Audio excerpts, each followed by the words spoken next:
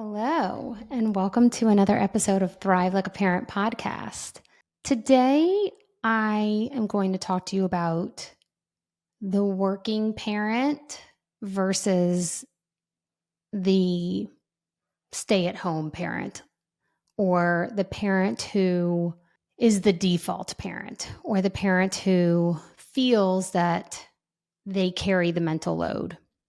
Now, before I do a deep dive into everything I'm going to talk to you about today, I want to preface this conversation. Number one, any and all families look different. I love the book, A Family is a Family is a Family. I've read that to my kids for years. And my family is not a traditional family in itself. So when I speak today, what I'm going to be speaking about, and I will probably give lots of examples, if you will, based on a heteronormative relationship, just because that's what's going to naturally come out of my mouth because it's a place that I've been in. And I want to make sure that whether you are a female and the working parent, or a female and the stay at home parent, whether you are the male and a working parent, or whether you are the male and a stay at home parent, all of your roles matter. And I hope that you can see through all the different examples that I give. But it's really important to me that you know that I'm just using these examples or explaining it because it is the most naturalistic for me to explain based on my own personal life experience. But I hope that you see within these stories or within these examples similarities and the ability for you to connect with the topic of today, because I think that partnerships are crumbling and there's so much resentment and anger towards each other within partnerships. And I want to talk about one of the missing pieces that most partnerships do not understand. I have to admit, I myself did not understand this until becoming a solo parent. And I've said that to you before of like, I am now in the position of the emotional provider and the financial provider. And I have provided finances for my family even before Jonathan passed, but it is just completely different now, me being the one and only. And yes, I have Carter, but Carter doesn't live here. So I still consider myself to do a good bit and a good deal of the heavy lifting and the heavy load. The reason I'm explaining this to you today, and the reason I'm bringing this up to you today and wanting to do the deep dive into some parts of the resentment and anger between a working parent and a stay-at-home parent, or just the dynamic in general of, well, you do this, but I do that. And God, it'd be so nice if I could just go sit in front of a computer all day, is because I hear these complaints a lot. I hear this pattern of resentment and anger a lot towards each other within partnerships. And it doesn't have to be that way. So I'm going to set the situation. And yes, this will very much look like what my life did look like with Jonathan, which is Jonathan, especially when we moved here to Texas, Jonathan was the working parent. I sold my business, so I was the stay-at-home parent. I did have a few jobs. I was the manager of a clinic for a little bit, and then I was like, this clinic is not being run well. I'm going to step away. And then from there, I switched into, okay, what is my next step within my own career, my own venture? I was very much more suited for entrepreneurship than employment, I guess you could say. But that's neither here nor there. So I had a lot of the same resentment, anger, frustrations that a lot of the clients that I talk to have. Again, this is my heteronormative example, but when Jonathan came home from work, he would just sit on the couch and scroll his phone and zone out. He wouldn't be really present with the kids. He, wouldn't really help in the mornings. Jonathan would sleep. He would sleep through morning routine, to get the kids up and out for school. Literally, he'd still be in bed. And Part of that is that I allowed it, and part of it is he was, very depressed and not doing well, and we just built this dynamic. But I built this resentment and anger of like, it must be really nice to go to work, be in front of a computer all day, not have the nagging and the crying and the bickering and the tantrums and the laundry. Like, it must be nice. Like, you have no idea how hard this job is. You have absolutely no idea. And then I didn't feel supported when Jonathan would be done with work for the day or come back from a work trip, and the resentment and anger just brewed, and our partnership got into a really bad place, amongst tons of other reasons that I've explained to you in the past before. And on Jonathan's side, I think that he was exhausted from the stress and pressure of having to perform and having to provide for the family solely. And that pressure was like a ton of bricks on his shoulders that never went away, whether he was awake or sleeping. And you could see it. And I think he felt like it must be nice to just, get the kids off to school, go work out, have a few hours to yourself, come back home, get the kids. Like that, gosh, that must be nice to like actually live a life and not be working. And I think no matter which job you're doing, I think you know that it's not as easy as that. It's not as simple as that. Being a default parent, being a stay-at-home parent, being the parent who does the majority of the mental load for the kids, is that it's not, it is a life, but it's not a life of autonomy unless you work really hard to give yourself that autonomy within that life. And that's a lot of what we teach clients, is how to regulate within the chaos of parenthood and life. And on the flip side of that, if you are the working parent, the pressure never turns off, like ever, of if I don't show up, or if I don't keep pushing, or if I don't make it to the next level, then like, what will happen if I lose my job? What will happen if I don't get the bonus? What will happen if I don't hit the next financial goal? Then we won't be able to go on the vacation, or I won't be able to, fix the car. There's just so much, or I won't be able to pay for the tutor, like whatever it is, right? And that emotional state never goes away. I worked with a male a few years ago who, and mostly all the men I've worked with are high performing CEOs, entrepreneurs. They're doing very, very well. But the cost at them doing so well financially or within their career has absolutely dysregulated them. And one of my clients a few years ago was like, you don't understand. Like, I'm loving all of this regulation stuff, but Friday I'm zonked because I'm coming down from the high of needing to push and work so hard. If I allow myself to come down that curve and regulate on Saturday, I'm going to be flat out exhausted on Sunday and truly feel how tired I am, just to turn it around and have to get back up on the hamster wheel, zing my brain way back up there into fight or flight to get back on the bandwagon, to then focus and attend to continue performing at the level I'm at.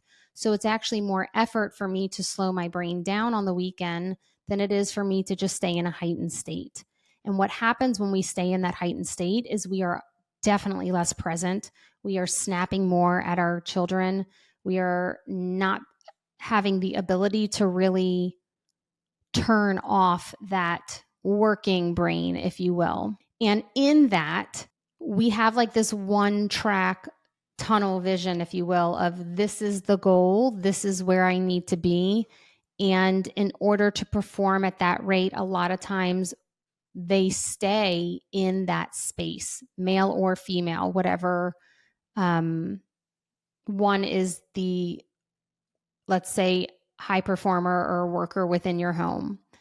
And it is so incredibly hard to shift that brain from work mode, fight or flight, honestly, to perform at that level and then shift it into family mode of like slowing down, being present, enjoying the subtleties of the giggles of your children and like the just life. It is so hard to switch that on and off.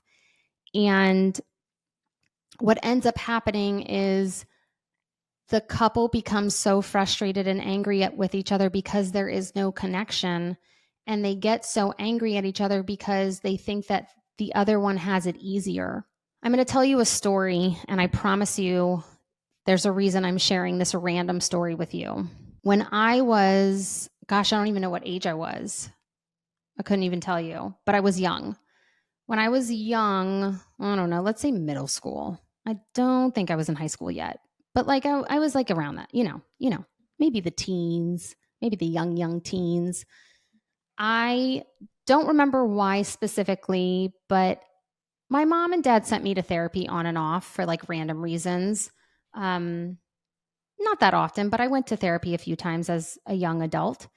And I told my therapist that one of the issues my mom and I had was that I was so grumpy in the morning. I'm still not a morning person.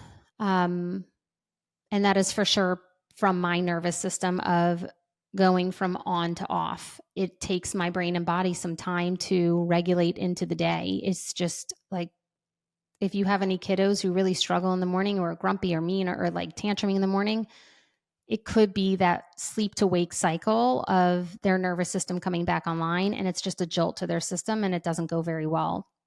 They may need to be more subtle and kind of ease into the day, but like a lot of times our life doesn't offer that or allow for that. And I told my therapist that I'm not so nice to my mom in the morning. I'm really grumpy in the morning. And she doesn't like it and I don't really know what to do about it. And my therapist talked to me about it and she was like, "Well, why don't you ask? Why don't you ask if you can just not talk in the morning?" Like we went through the whole conversation too of like, "Look, I know that I'm really grumpy in the morning. And I understand that it's really I'm not being nice or I'm being kind of bitchy or whatever it was. So like what if I just not talk in the morning and I'll come home and like we'll be fine. And then that way I'm not upsetting you in the morning and all is well with the world." And my dad at the table was like, "Absolutely not." And I remember sitting there crying at the table. He's like, "That's unacceptable.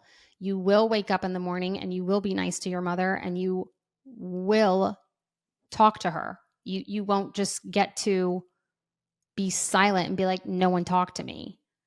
And totally understand where my dad was coming from, by the way. Like there was rules in the house, there were boundaries, and I think boundaries are really healthy for kids. So like totally get it from my dad's point of view. I was crying at the dinner table because I was like, I came up with a solution with a therapist that you got me and all the things. But now looking back on it as an adult, the reason that I was that way in the morning was because of my nervous system. And that was actually a really great solution to the problem. But because of social norms and social standards, and again, I understand why my dad, like stood up for my mom. I was like, you need to be nice to your mom and you have to talk to her. Like you can't just be rude and ignore all the things, like I get it. But I was trying to take my mom's needs into consideration, my needs into consideration, and come up with a solution.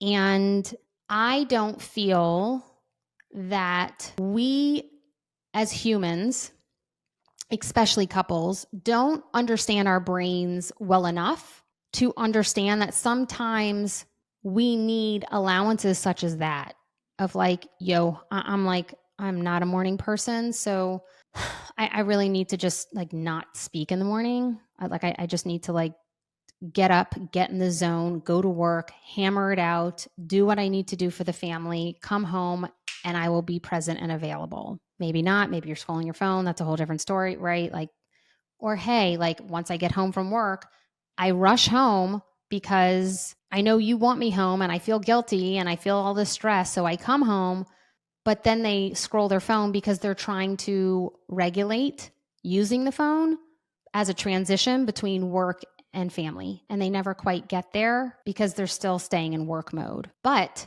if we didn't put that amount of stress, anxiety, or guilt on that human, male, female, whoever it is, to rush home and come help, and we said, okay, take an hour, go do what you need to do. If they went and walked or if they went and did something to help regulate their nervous system, they may come home as a completely different human, ready and willing to participate and be present and available and joyous and like all the things. And I think it's an issue of number one, social norms of what things should look like.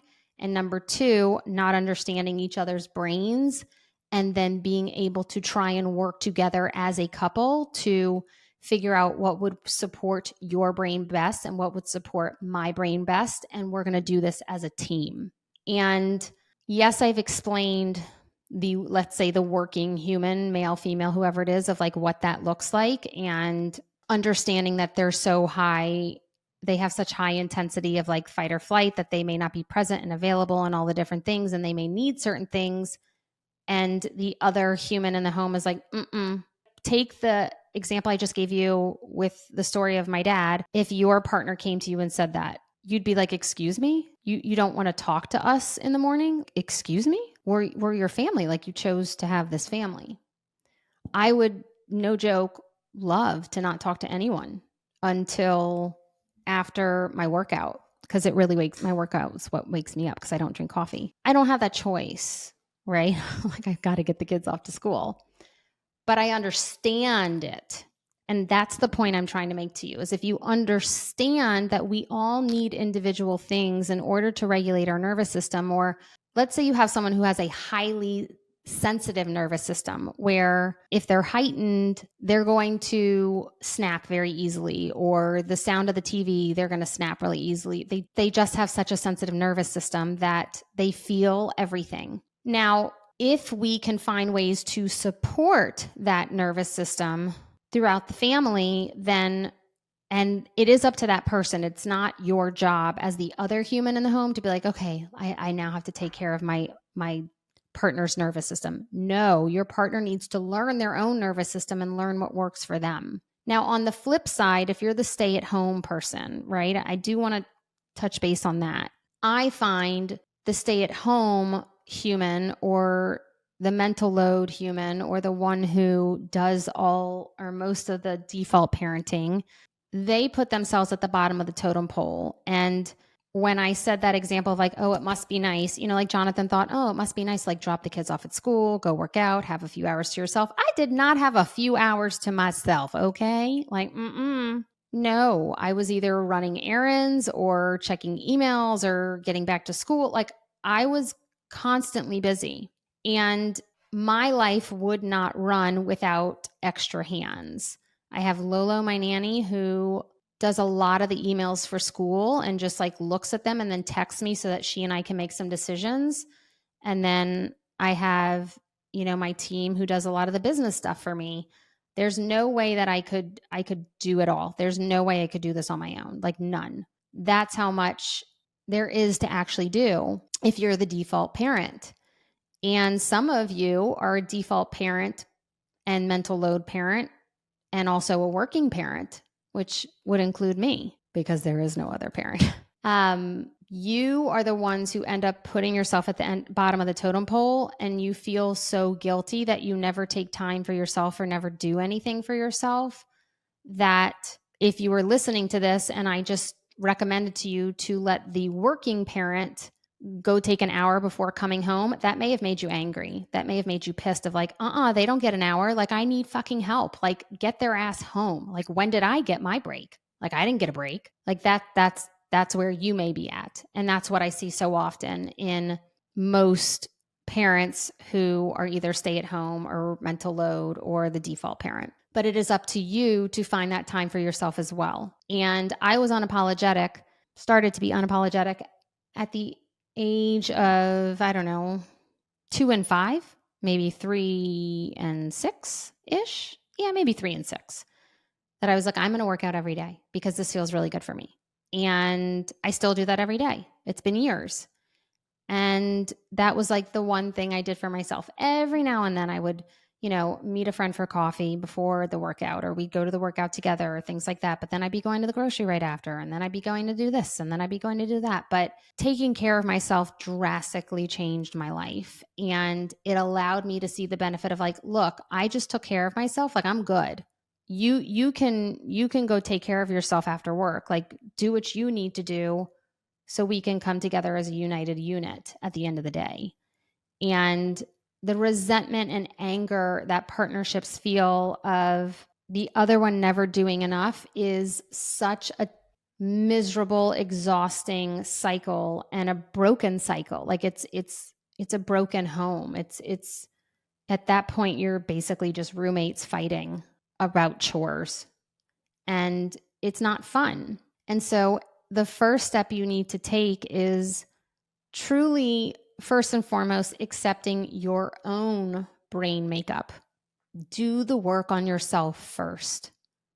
And as you start to do the work on yourself first, you will begin to understand your partner's brain makeup as well. You will also begin to understand, if you have the conversations, what stressors they have on them, what is bothering them, or what is the struggles for them. It takes time and effort for them to understand it, and it takes time and effort for both parties to be able to verbalize it. But saying it out loud is super important to each other of like, look, this is where things are going awry for me. Look, this is where I'm getting dysregulated. Look, I think I'm a seeker. And so I go, go, go, go, go. And so I get dysregulated really easily. And I got to tell you, the kids at the end of the day is like nails on a chalkboard. So I need to figure out how to support myself so that it doesn't feel like nails on a chalkboard. I got to figure out how to take care of my nervous system so that I am present. And I think that may look like me taking a walk before I, come in and help, or it may be me, going to yoga, or I don't know what, right? Like driving the neighborhood, listening to a podcast, like what you got to figure it out for you. Maybe it's going to play some golf and getting, dinner with a buddy, or like whatever it is for you. But it's so important to figure that out, because the relationships that I see breaking down from this style of arguing doesn't value each other, doesn't respect what each other does do to support the greater good of the family, and oftentimes is saying things to intentionally hurt the other because they are so angry with one another that they tit for tat in terms of just not even being willing and open to see each other, who they are and what they need. And I mean, the divorce rate, is not good. And our children need us. Like, our children need us to be able to be a strong team. And so the next step after learning your own nervous system, and I said this kind of naturally happens, but the next step is understanding your partner's nervous system. Because when you understand your own nervous system, you will start giving to yourself and taking care of yourself first, and that will feel so good. You will learn boundaries. You will learn how to request your needs. You will learn all these things when doing it first on yourself. But then the work comes in of how to balance each other's needs and how to support each other if there is a boundary where there's some conflict of like, no, that doesn't work for me. Well, look, like, this is something I'm going to do for myself. And well, like, sorry, maybe it doesn't work at this, particular time or day, or maybe it doesn't work in the beginning of the month. Maybe it works at the end of the month. Like, there's ways that you all can discuss it to make sure that both of your needs are supported. Maybe it requires you to ask a family member for help. Maybe it requires getting a sitter for, a day or an hour, but being able to work through these things is doable. And understanding each other's nervous system can come from a place of such love, because then you understand why your partner needs that break. You understand why that partner is struggling to get out of bed, or you understand why that partner isn't really present. And then you can have vulnerable, honest conversations of like, hey, you've been snapping a lot lately, so I need you to take a look at that and kind of figure out what's going on. And if you yourself are taking care of yourself and then you share that type of a conversation with your partner, you're good. You know how to take care of yourself, so you can be like, yo, like I'm good, so like I need you to go figure yourself out because like I got this. Like I'm good. So there's now space and capacity for you to go do something for you if that's what you need. But the snapping, me being the punching bag, that's not going to work. It is so incredibly easy to get lost in parenthood that you lose sight of the connection you once had with your partner. It is so incredibly easy to not agree with your partner's parenting style. And so you bicker about that and you disagree. And I have to say this, you're not going to love this. Like, you're just not.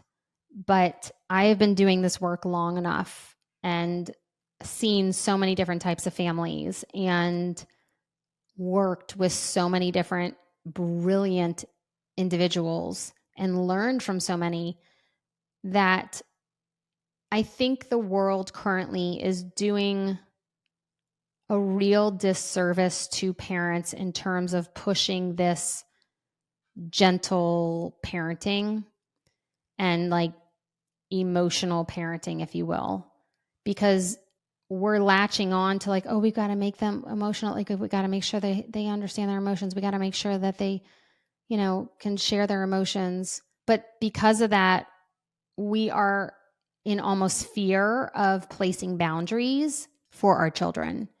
And if there's no boundaries, they will not understand where the line is. They will not understand what is acceptable and what is not.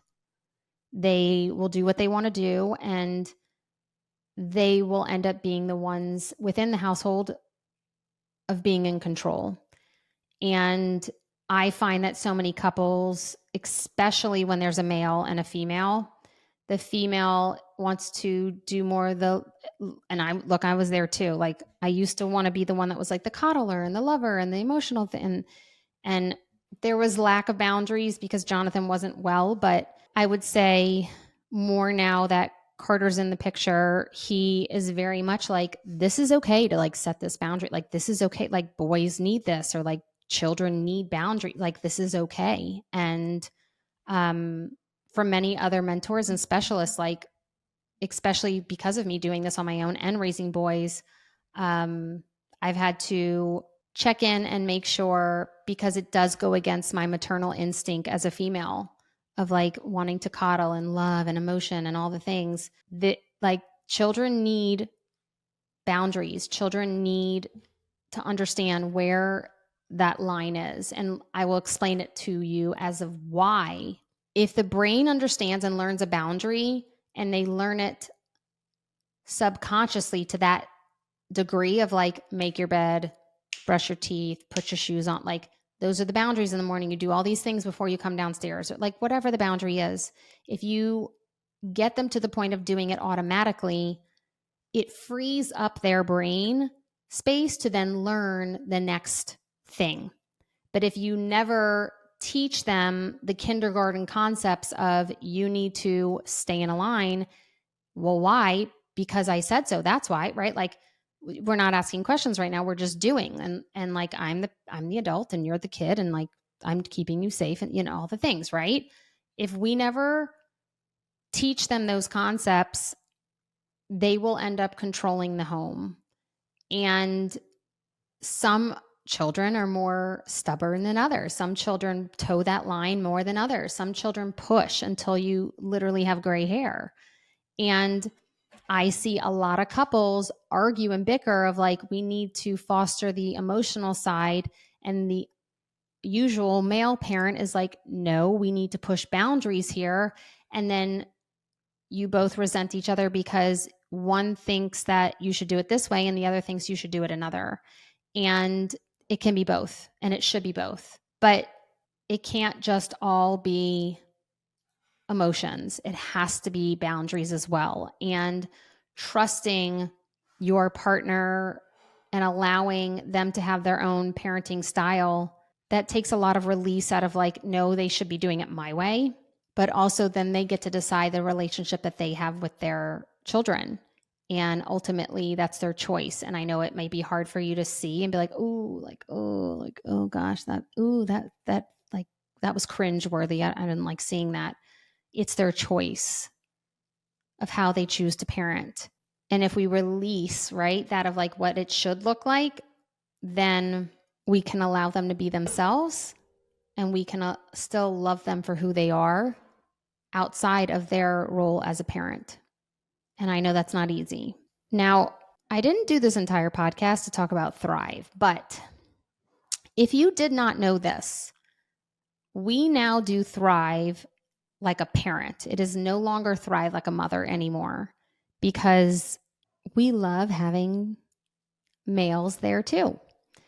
And this last Thrive, we had a bunch of couples do it together.